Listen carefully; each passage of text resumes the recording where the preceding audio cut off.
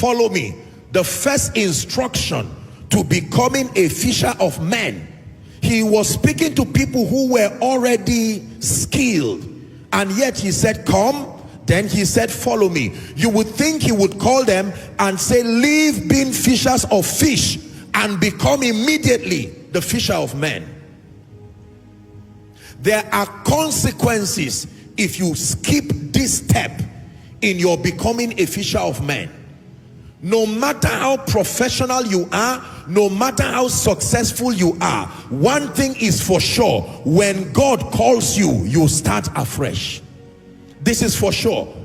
Your skill remains, but he will not just switch you immediately from your life or whatever you were doing. The business of men is very delicate and it needs training. He called these people and he said, follow me. You will need a season of following. In other words, there are patterns you will need to learn. You will need to watch me do it. Watch my approach to the lost. Watch my approach. They followed him to the house of Zacchaeus.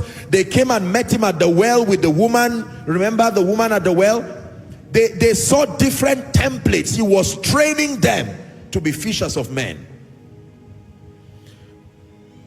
For every believer who desires to answer that mandate of being a fisher, the first assignment is not to go to the field. The first assignment is to follow and learn what makes for efficiency as far as winning the lost is concerned. Now listen very carefully. I wrote something here, that the first requirement in becoming an effective fisher of men is your training, not the fishing, not evangelism.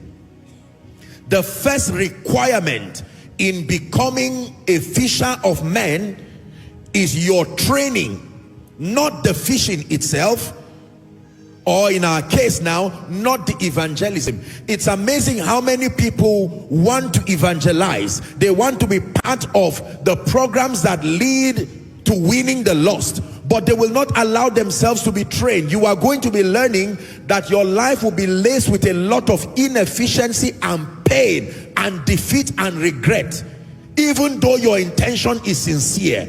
If you do not follow and you suddenly immerse yourself into a fisher of men, you will cause a lot of casualty at the sea.